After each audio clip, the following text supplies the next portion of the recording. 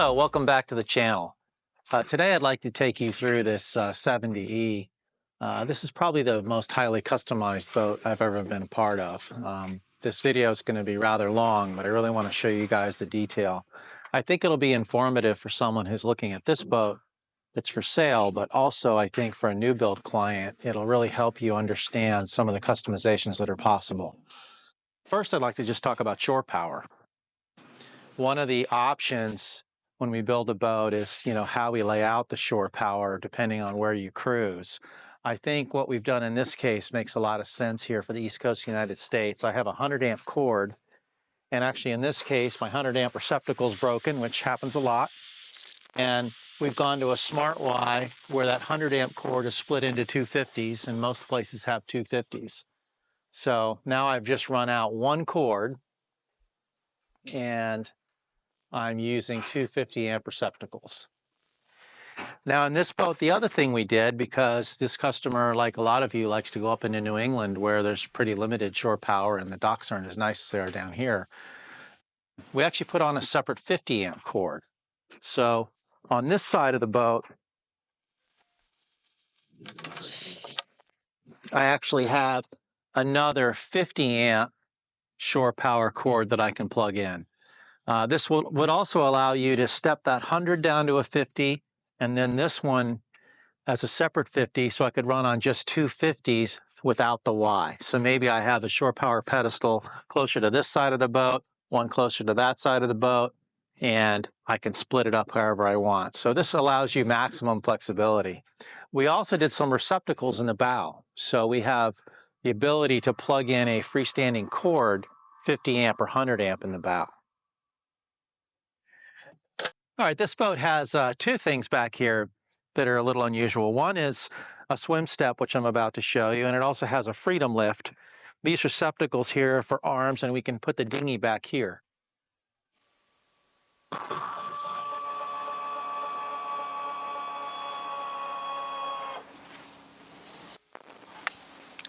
Water's not beautiful like it would be in the Bahamas, but this is really great. Not having to fool around with an external ladder. A lot of the ladders that stay partially submerged get all slimy. This stays nice and clean and dry, so really a neat feature.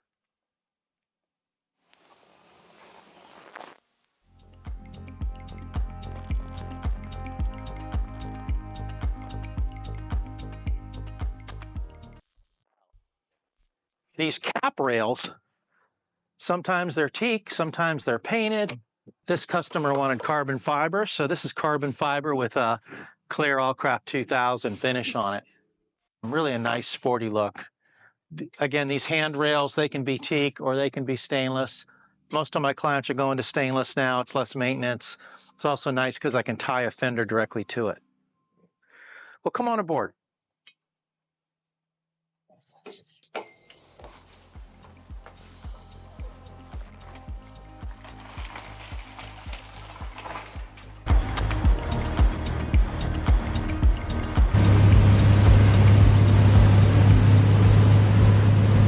So again, being a semi-custom yacht, you get to pick it all, right? So the fabrics back here, I can do vinyl fabrics. I can do sunbrella fabrics. This is more of an outdoor upholstery, really high-end outdoor upholstery, much more comfortable to sit in on a hot day. This table quite often is a high-gloss, beautiful teak table. As many of you probably know, taking care of that teak table can be a lot of work. So what we've done here is the stone solid surface for the table. We have a TV that's recessed into the ceiling here, and it folds down so that if I want to watch the game or something back here, it's really convenient. This is a command bridge boat, so this area is one of the, really important outdoor spaces. And in the Marlow, it's a really beamy boat. So, we're almost 20 feet wide here, and I've got these wing doors. And these wing doors really cut down on the wind coming in here. And you can imagine if I had that sunshade around here, I'm really very protected back here.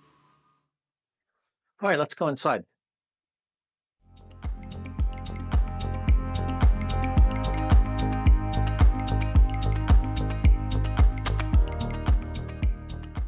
All right, welcome to the salon. So one of the big decisions people have to make is window treatments in the yacht. We do a standard teak blind that works very well. There's a lot of really nice cellular products like this out now, and we tend to do those here stateside. There's not necessarily a good trained person at our factory in Asia, so we'll ship the boat with the electrical already run, knowing what we need with the vendor, and then the vendor comes and actually installs it on the boat. I really like these because the click of a button, I can make them all go up, I can make them all go down, I can pick an individual shade, I can make them sheer or opaque. Really works nice. This client also, I would normally have teak here, and they want a little bit of a more modern look, so this is actually ultra leather on the wall here, and instead of all teak, kind of brightens up the room. We did some neat window treatments here, so we actually found this in a magazine, in one of these super yacht magazines. So these are actually LED bars, and they're dimmable. We picked these square lights. These are square dimmable LED lights. We have a lot of storage back here. So right here you can see I have my wine glasses and my regular drink glasses. Over here on this screen, I don't have it on right now, but it's a security system on the boat. So from this panel, I can turn the security system on and off. And it does things like it'll show you camera data on your phone. So I actually have a camera out there. I actually have one here in the salon as well. And it tells me if I have high water in the boat. It tells me if I lose shore power. It tells me if the boat has moved from its last position. So I can set up all kinds of parameters with the security system. It's really come a long way, and I really think it gives you a peace of mind when you're not near the boat all the time. You know, you always worry about your boat, and when there's a storm or something like that, it's nice to know that you've lost shore power and you can have someone go check on it or something like that. This missing part here is a clear ice machine, so that will be here soon. Sorry that's missing for the video. Huge TV, 75-inch TV. This boat has an incredible AV system. It's a little bit beyond my expertise, to be honest with you. But just to give you an idea, you can see there's a Marantz stereo there. Here's some of the router components. And then look at this. So I know a lot of you probably have home theater systems in your home. And the customer does too. And they wanted to kind of recreate that. So this is a full Savant system, another stereo, and you can manage all this from an iPad. So really high-end audio-visual system.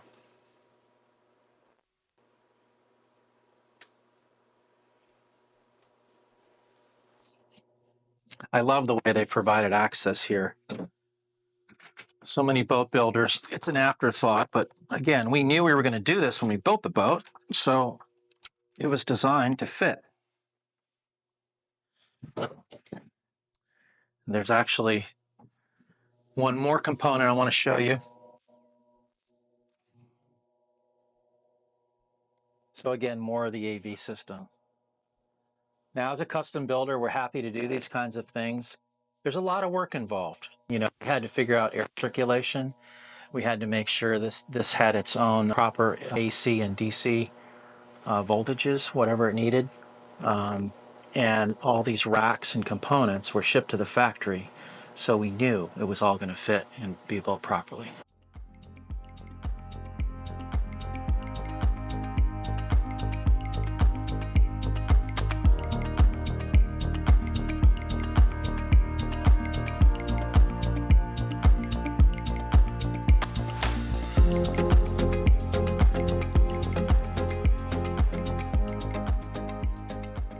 In this 70, the owner chose to build the galley forward and the seating aft. You've probably seen many of my videos where the galley is where I'm sitting and the seating area is forward.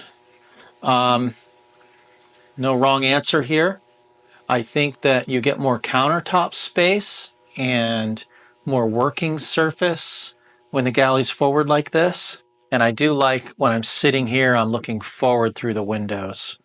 when I'm seated here, as opposed to when I build the seat forward, my back's to the front windows. When the galley is back here, I can have more overhead cabinets, but I have much more counter space and under counter space in that arrangement, so that they both work. This feels very open. Again, we did those cool shades here, which is really nice.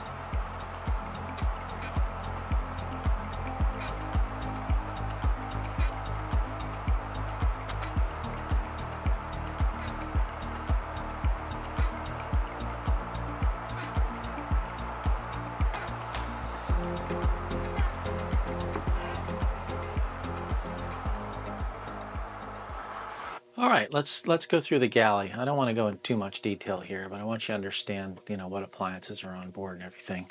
So over here I have 6 drawers, sub-zero drawers. There are 4 refrigerator drawers and 2 freezer drawers. This is your microwave and convection oven. And then here I have a regular full-size Bosch oven as well.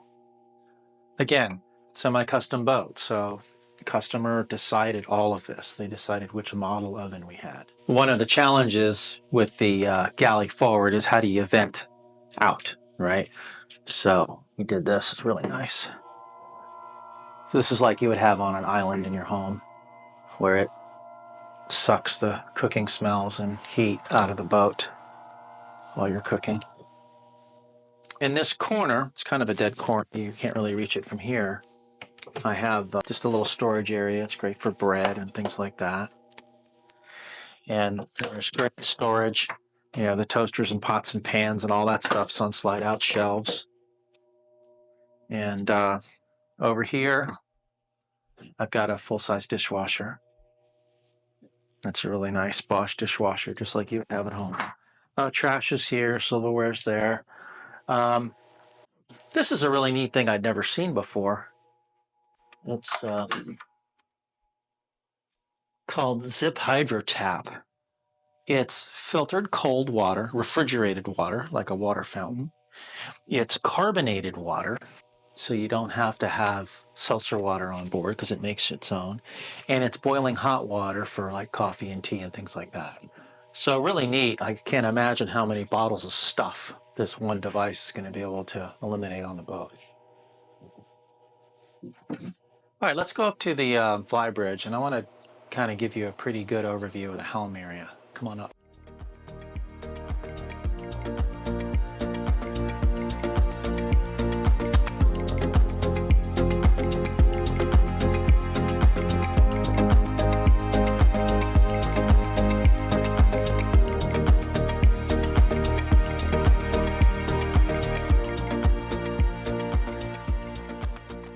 I get a lot of requests for more detail from those of you that are really interested. So I'm going to try to really go through all the components here at the helm.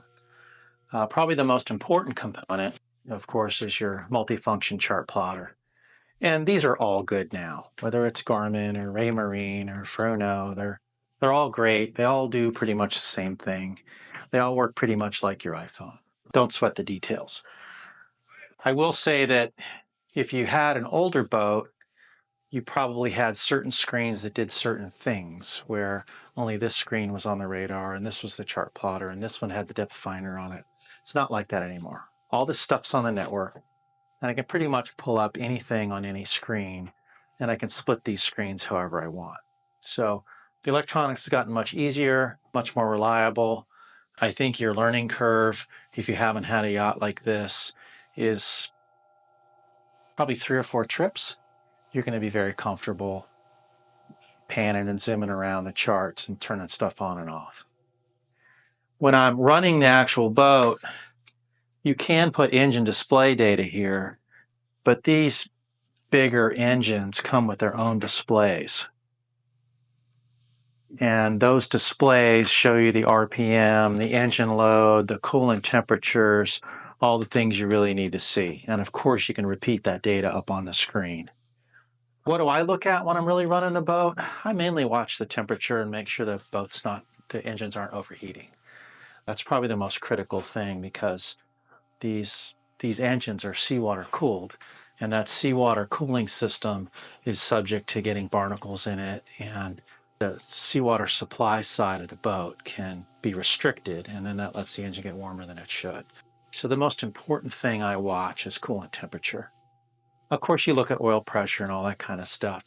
You're not going to know what the numbers should be necessarily, but all these engines and stuff now have really good warning systems. So if something really bad's going on, it will restrict the engine from running at a very high RPM, and it will give you a very loud audible alarm. So really don't sweat the details on the engines.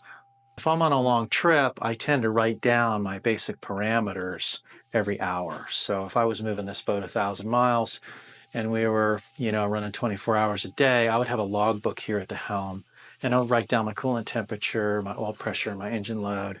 I'd write down 4 or 5 key factors for the engines every hour, and I mainly do that just to see a trend. I just want to make sure that things are staying consistent while I'm running the boat. Shorter trips and stuff like that, you're just going to get to know the engines. You're going to know what they want to do. Engine throttles. So the throttles now are all electronic. So you go into forward and then you accelerate the RPM there. They all have a sync mode now. Synchronized means both engines will run at the same speed. So one engine becomes dominant and the other one follows it. When the engines are running the same speed, it is smoother. So you can actually feel the difference when an engine is in synchronize or not.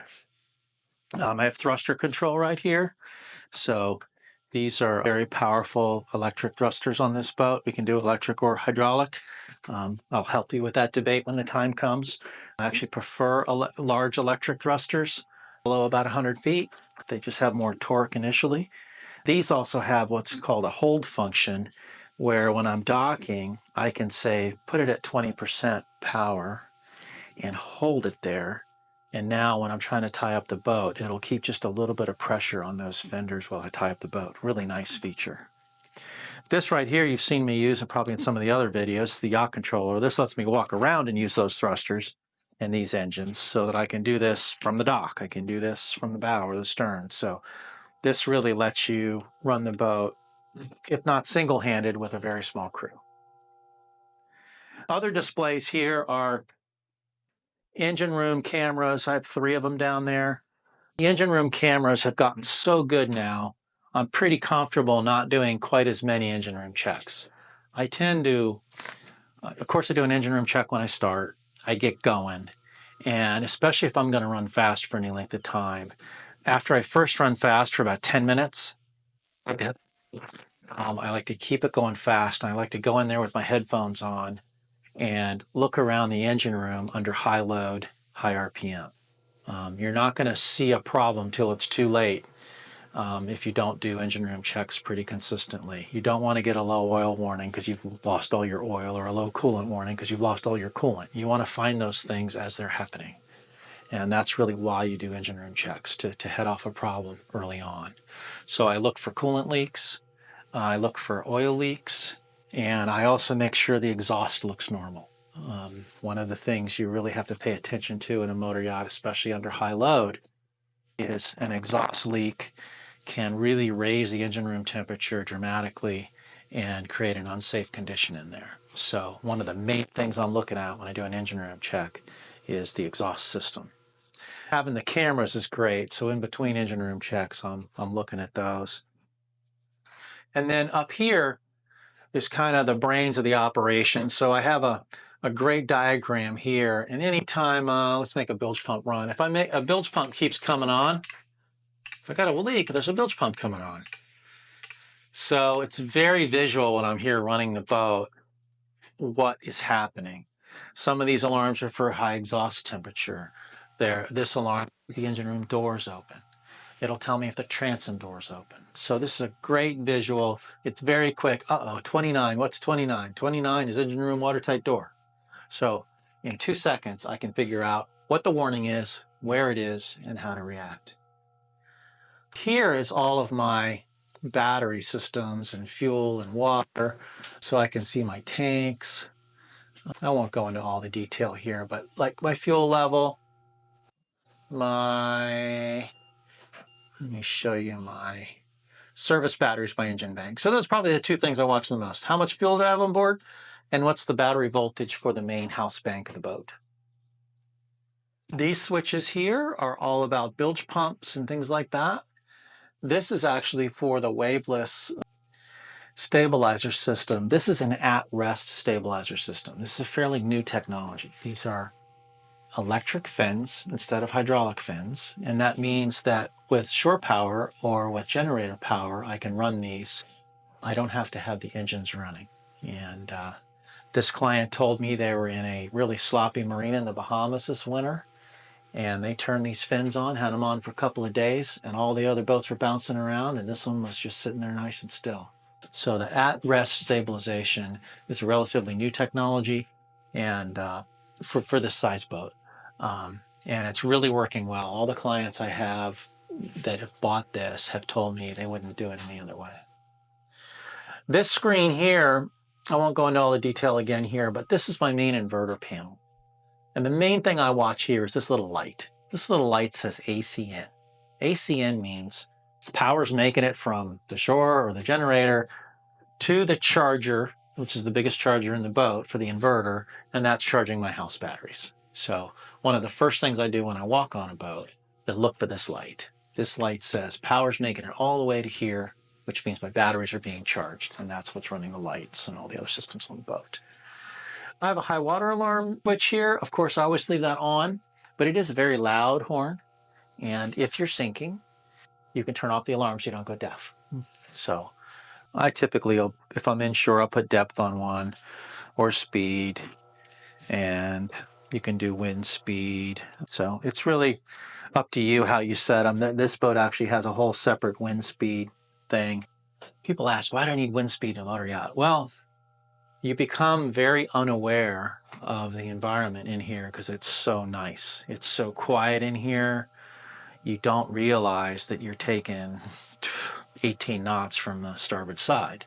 So when it's all air conditioned in here, you've been in here all day and you're docking and you have a wind speed there and it shows you an arrow where the wind's coming from and how strong it is, you'll very quickly learn, oh, I got to think about that. That's going to make me hit the dock harder. So I need to use the thrusters less, or that's going to move me away from the dock. So it's just really nice to have that visual of wind speed and wind direction, especially in a command bridge boat where you're not feeling it on your face. Radios, so we've got twin VHF radios, as you would expect. I've got a wiper control here, and it's very much like your car. There's 3 wipers there. I can run them all together. I can run them individually. They have a wash function. The wiper wash function is just tied to the freshwater tank in these southern boats. Some of the northern boaters, you may need a reservoir with some kind of antifreeze if you're going to boat in cold weather. But the way we typically do it is we just tie it into the freshwater system, so I have unlimited ability to keep the windows clean. It's got an intermittent mode and all that.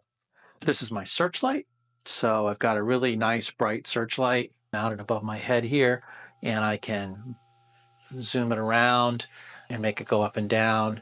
It's really nice for picking up channel markers when you're inshore. And it'll see a channel marker 1.5 miles, 2 miles away. So really convenient having the spotlight there. You'll notice if you look forward here, this customer's done something I really like, which is that is black ultra leather and it's a matte finish. And then this is normally glossy teak. We made all that black as well. When you're trying to run low light conditions, you wouldn't believe how much glare you can get off these surfaces. So having this all blacked out here and then having the ability to turn off these lights, which we have, is really great when you're running at night. This little panel over here is a simple panel for my water maker. I've got a much more complicated panel downstairs in the crew cabin area. But if I'm running the water maker once a day in the Bahamas, and I've checked it for the last 2 days and I know it's running great, I can be at the helm here between islands and just start that water maker, run it for 2 hours, make 100 gallons of water, and shut it off from here. I still like to go down and watch the water maker start up, you know, especially when I'm first on a trip and I'm first getting to know a boat. But once I've run it a couple of times and I know it's reliable and I know I don't have any leaks, I'll use this. We also did a little Garmin thing here so that I can run the Garmin screens without reaching forward to the touch screen. So from this panel, I can navigate around the screens, select. I can make the autopilot go to standby or go without having to constantly go back and forth. So this is a really nice upgrade they did here. We had some room here, so we actually did a couple of freezer drawers up here for longer term freezer storage because we wanted a surface here anyway. If you come on over here, I'll show you this seating area is really nice.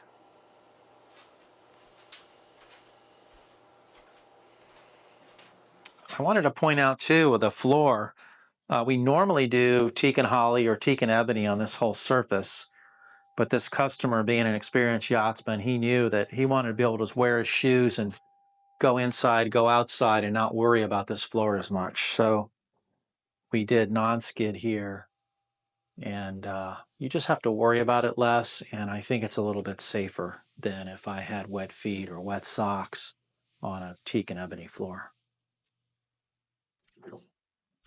Right here after the seating area is a captain's bunk area, and I've actually slept in here. It's really comfortable. One of the things you see this a lot on really big yachts, and there's actually a requirement. If you have a 160 footer in the BVI and you're anchored out, it's code to have a guy up here when you're at anchor.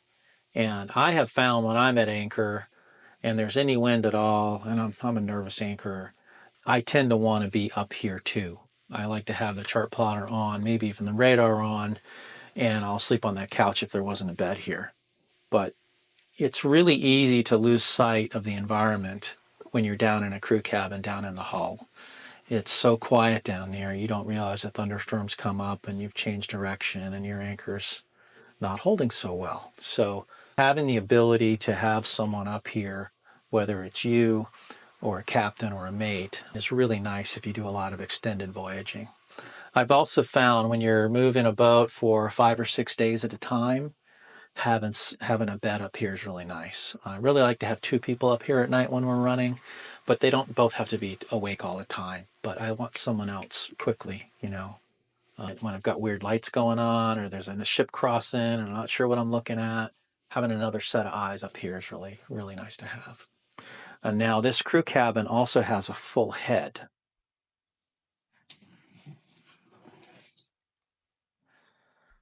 So we normally have a day head here, but in this case we did a full shower as well. So a captain can really live up here all the time. Socially, I'm not sure I'd want the captain to live up here all the time. If you want to hang out with your family and friends on the command bridge when you're in port and stuff like that, maybe you prefer the captain to be at the other crew cabin down below. And there's a really nice crew cabin down below as well. And I don't think you necessarily need a large crew in a boat like this. I think one captain with an occasional mate runs this boat just fine. The owners of this boat have been running themselves just fine. And I have 2 other 70 owners that ran the boat themselves. So I think this 70-footer is kind of on the edge of owner-operator needing crew. Just depends on how much of the work you want to do yourself. But there is a really nice crew cabin below I'm going to show you as well. So you don't have to use this for crew. All right, welcome to the engine room. So one of the first things I'd like to talk about is seawater systems. So many things on a boat use seawater for cooling. It's not practical to have a radiator on the front of a boat like you would on your car. So pretty much everything that needs to have heat taken away is run by salt water passing through a heat exchanger. Now that salt water is not actually going through the engine itself or the generator itself, but that salt water is cooling coolant water. So the engines and the generators have the same antifreeze water mix like you would have in your car, but instead of a radiator and a fan, there's a heat exchanger of some type. Typically there's a large tube with a bunch of little tubes in it, and the seawater is run over those little tubes and the heat is naturally transferred from the coolant or the freshwater system within the device to the seawater. So the seawater comes in at one temperature, goes back out of the boat at another temperature. Now, how does that seawater come into the boat? In typical boats, there's a hole in the boat with a valve and a strainer for each thing. And in a boat this big, you know, it wouldn't be uncommon to have 20 or 30 holes in the boat, because if you had separate air conditioners in each generator, the water maker would have its own, the engines would have their own. You would just have all these holes in the boat. And all of those holes are potential points of failure. I've seen where someone in a relatively small boat accidentally kicked a 1-inch through hole. And, you know, if you weren't paying attention, you could sink the boat. So it's much better to have what's called a sea chest. And every commercial ship, every Navy boat has a sea chest. What is a sea chest? It is a large chamber that's open to the ocean. Now, in this case, we have strainers on the outside of the hull, but there's 2 big holes in there, and there's screens on them, and the seawater naturally comes up to about here. And then the engines and the generators and the water maker and everything else that needs seawater in this boat comes off of that sea chest. Now I don't have a whole bunch of holes in the boat, and this is a very strong structure, a much stronger structure than having a little fitting sticking up out of the bottom of the boat. There's no strainer basket in here. What we've basically done is, if you think about a strainer basket, it's usually a circle and it's got a bunch of holes in it. We flattened that strainer basket out and put it on the outside of the boat. Much simpler, so when the diver's cleaning the props and he's cleaning the hull, he cleans that. Much simpler system, much more reliable system. Of course, the sea chest can grow stuff in it and have a problem, but it's a bigger system and it takes longer for it to get bad. And generally, it's happier than if you had a whole bunch of little 1, 2, 3-inch through hull fittings with little teeny Graco strainers. So you can see the seawater comes from the sea chest. It's coming up to here, and then the engine impeller is right here. The engine impeller is essentially a water pump, and then it's going through components of the engine, and ultimately it leads out of the boat through that chrome pipe, and it cools the exhaust and goes overboard.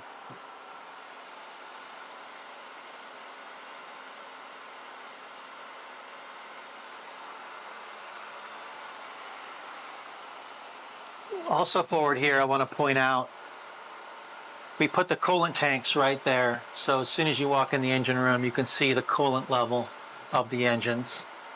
Notice all these stainless steel tubes. Most builders use a lot of rubber hose. Problem with rubber hose is it ages very quickly. Rubber hose gets brittle, it cracks, and then it leaks.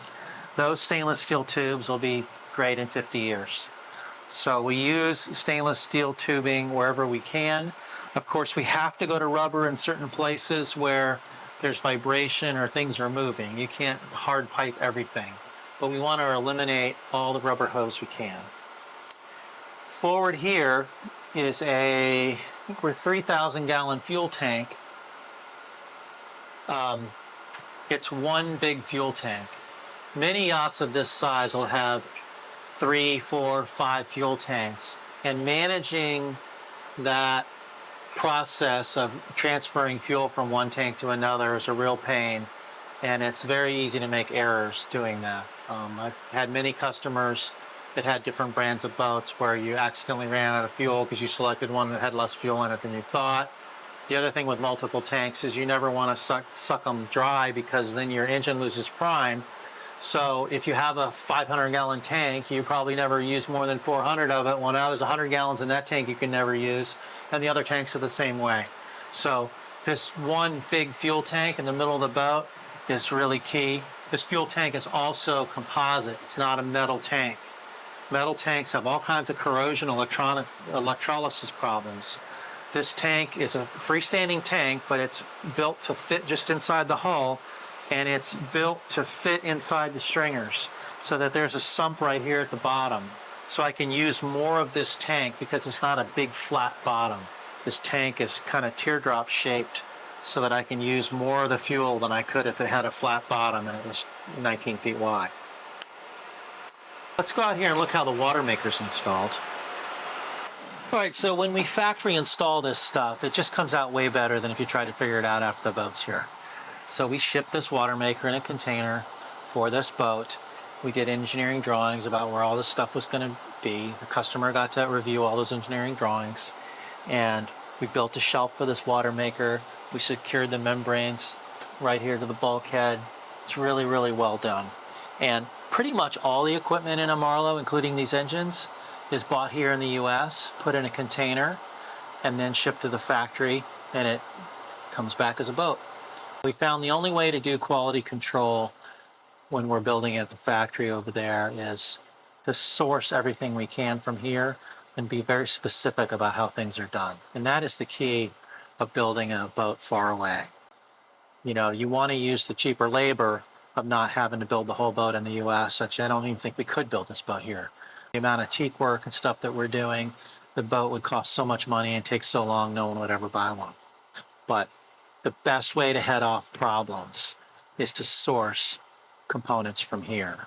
So I know the guy we bought these engines from, and if we have a weird problem, he's going to respond because he sold them to us and we're one of his best customers.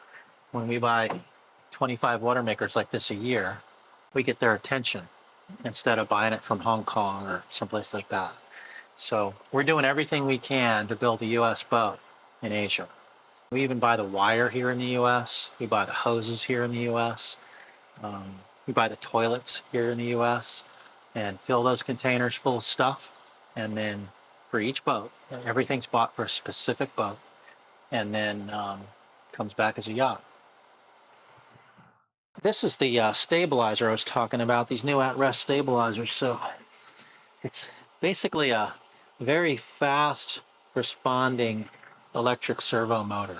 So electric motors have come a long way, and it can move that fin actually much quicker and with much more force than the old hydraulic systems could.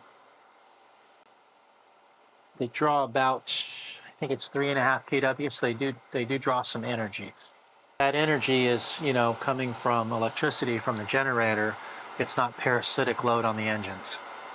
One of the things I found with these mid to large size yachts with big hydraulic packages is if you put a 50 horsepower hydraulic pump on each motor, your fuel burn goes up pretty significantly. So for the guy that wants to cruise, you know, and go thousands of miles, if you're running two 50 horsepower pumps and it's making you burn another 2 gallons an hour, maybe this the generator running this DC system is more efficient than the hydraulic system, especially when the hydraulic system is creating load all the time.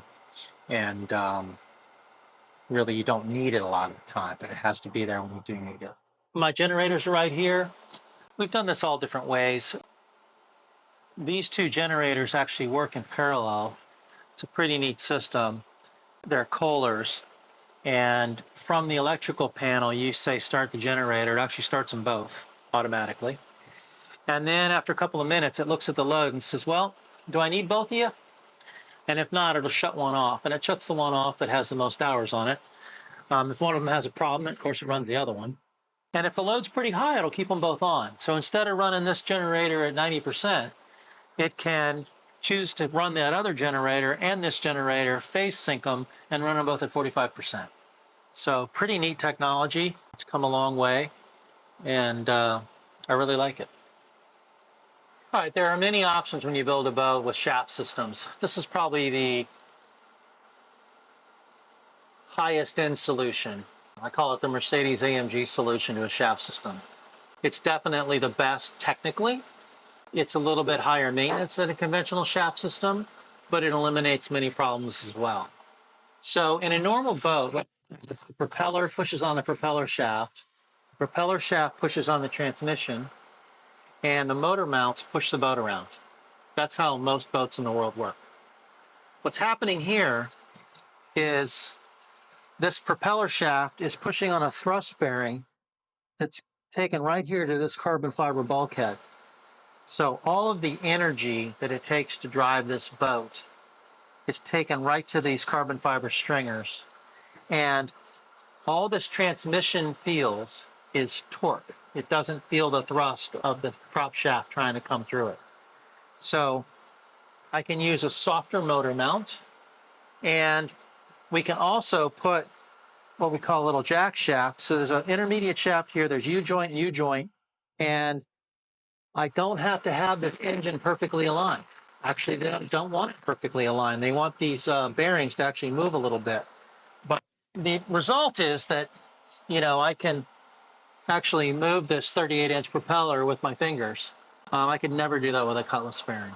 So the company that makes this is C-Torque. They're out of Stewart, Florida. They actually did a test with a sportfish that put accurate flow scan gauges in a boat, ran it, then put the system in. And on that boat, they saved about 7%. I believe it saves some significant amount of fuel. What I like the most about this system is the elimination of the saltwater lubricated shaft seal. So I don't have salt water coming here to lubricate that seal between the outside world and the boat. So I don't have a salt ring in here. I don't have to worry about salt water leaking in here. It's all fluid. So this is a lubricating oil, and this lubricating oil goes in here and it's circulated to keep it cool, and it goes all the way back by the propeller where the seal is. Really, it's a relatively expensive system, but I'm not going to have the saltwater leaks. I'm not going to have the engine alignment issues. It's really nice. Now, if you told me you're going to go around the world and, be really, really far from help all the time, then this system takes more talent, more engineering skills and things like that than I would want to count on in Argentina. But if you're a normal East Coast, Bahamas, New England, do the Great Loop boater, then this is an awesome system. All right, so this is the lower crew cabin, and I really like that it's got a couple of port lights here so I can see out. It's got a nice big TV. I don't have full standing headroom in here because of those prop pockets. So, this boat only draws about 5 feet, and that's because the propellers are coming up into the hull in this area. So it limits, I have plenty of standing headroom all along the center and all that. But out here, as I go outboard, it's a little bit shallower. But this is a great bed. So as a captain, you would probably be here when the owner wants to use the command bridge a lot. If you're running the boat a lot, you probably want to use the upper crew cabin. So it's nice to have both. And then there's a little lounge area next to us. It actually has room for another bed. So you could actually carry 3 in here pretty comfortably. But I really love this area, and I love that it has natural light. A lot of crew cabins and yachts, there's not a lot of port lights and things like that, but really nice to be able to see out. All right, let's go look at the lounge area. When you guys are hiring crew and using crew, one of the things that you may not realize as the owner is the crew kind of doesn't know what to do with themselves when the boat's not moving. We thought we were going to leave tomorrow, but it's blowing 30 knots and we're not leaving for 2 days. Well, now I'm on the boat for 2 days. It's really got much to do. Having a lounge area for the crew means you can reasonably expect them to spend more time on board, and they will want to spend more time on board. So I think having a place where you can talk privately to your wife, you're not in your bedroom, watch TV, be on your computer, is really key. And this is also a place you can eat. We don't typically see big galleys in this size yacht, but what I find is, if you've got some TV dinners and luncheon meats and stuff like that, it goes a long way. And a lot of times what I'll do is I'll be in a restaurant and I'll buy one more meal for the next day if I'm on a long trip, get something to go. So as long as I've got a microwave and a small fridge, I'm pretty self-sufficient down here. All right, let's look at the lazarette area. It's kind of a mess, but that's life. Let's show you where to put all that stuff. All right, so I've got a bunch of fenders in here. I've got oil in here. Back there, that yellow hose is kind of interesting. So this boat has a full dive compressor, so I can fill a 4,000 PSI tank. It's also got a hookah rig, so I can hook up a tethered regulator to a hose. And I really like that for cleaning the sea chest screen, cleaning the bottom, getting crab pot line off the props, that kind of thing. I don't need to be in a full scuba. It's actually much more easy to move around without the full scuba with the hookah rig. Here's the transom door we talked about from the outside. So of course this whole door opens, but this is where a lot of your stuff is. We did a great job with the toolbox there, and that's another example of, building a custom boat. Customer found that toolbox. We shipped the toolbox to the factory. It's actually on a slide out. I haven't done this in a while. So right now, this was under the crew bunk. Very difficult space to use any other way. But how great is this? It's a lockable toolkit, and I can open the top, of course, slide it out and use it, put it away. Lock it. Crew cabin fridge. I've got a nice head. Won't bore you with the details there. All right, let's go down to the lower living quarters.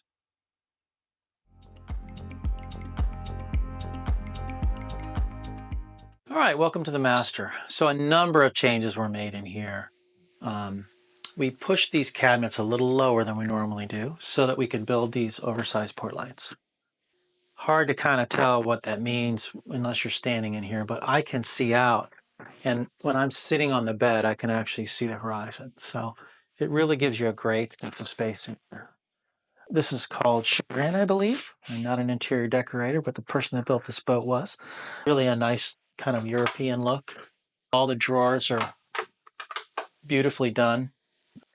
We did lighter materials on the upper half of the wall, again, like we did in the salon. So this is ultra leather in a polar white. Really brightens up the space. Still have a lot of teak in here, but it's amazing how it brightens up the space to have a lighter material in the upper half of the wall.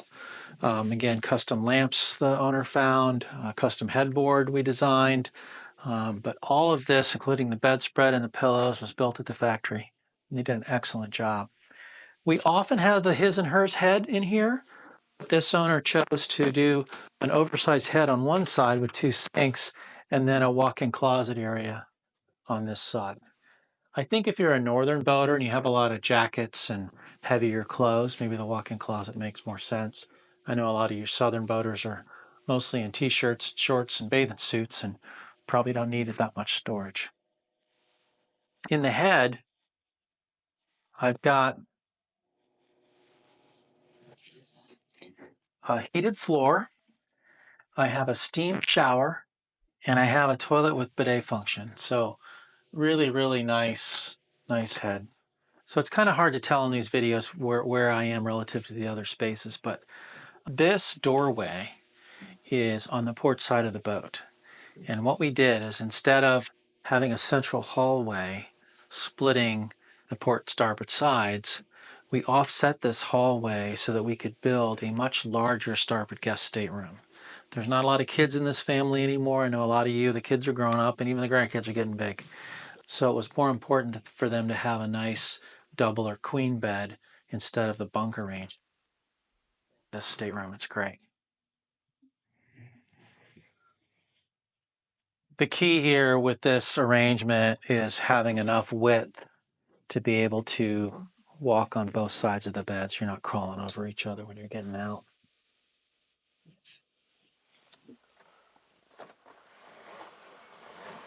Same theme here with those oversized port lights. So really a nice feel in here being able to see outside. Of course, this stateroom has its own really nice head as well, very much like the master. And let's walk up to the VIP. And we could have built this as a 4-stateroom boat. There's room to do 4 staterooms in a 70. A lot of my owners are finding that they have fewer guests staying longer. So if it's your friends, your adult children, and you're on the boat for 2 weeks, it's unlikely you have a boat full with 8 or 10 people. It's probably 2 or 3 couples.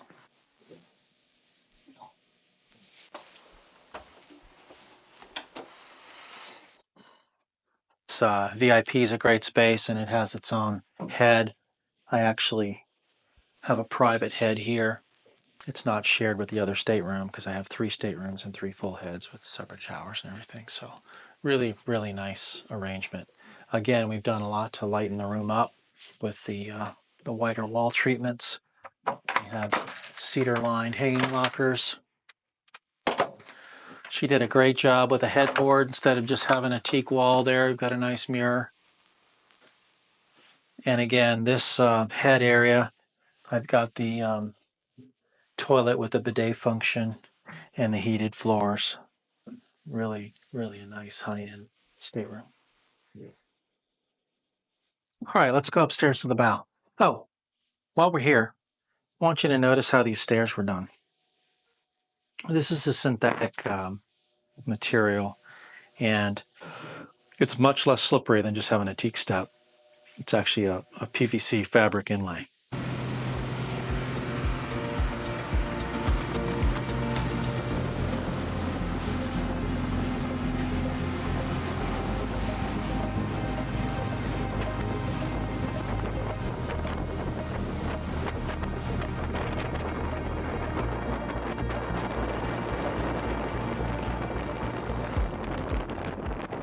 All right, up here in the bow, I've got, a great entertaining space. This table actually goes down, and then there's a big cushion here, so this can become like a big suntanning bed if you want. Or it's a great spot for 6 adults to have a drink. The AV system's up here as well. There's subwoofer up here, great exterior speakers, really a great entertaining area. I'd also like to show you the anchoring system while we're up here. You'll notice we have dual windlasses. So each of these is operated independently. I actually tied the main one to the yacht controller, so I can actually stand here with the yacht controller and let the anchor out. I've got foot switches to run the windlasses. And then we often do 2 different anchors like this owner did. Some anchors are better for mud, and some anchors are better for hard packed sand or coral bottoms. So it's good to have 2 different types of anchor depending on what you're doing. And then up here, I wanted to show you this as well. So you can see my port anchor chain here. I've got a washdown system up here. There's an inlet for fresh water from the dock. Really great to be able to get to all this stuff. You'll notice again up here, you didn't want to take care of any exterior teak. So we all love the look of teak, but it is maintenance. So we actually painted this. That is a metallic paint with 2 coats of clear on it. Much easier to maintain than a varnished teak finish. And he didn't want any teak on this deck either. So this is all done in non-skid. When you build a boat, you can build it either way, with teak or non-skid, however you want to do it. Well, I hope you've enjoyed this today. Please ask me any questions. I'd be happy to come out to the boat, take pictures for you, do a walkthrough individually for you, or come see the boat. The boat's right here in Sneed Island. We're just south of Tampa, and it's actively for sale.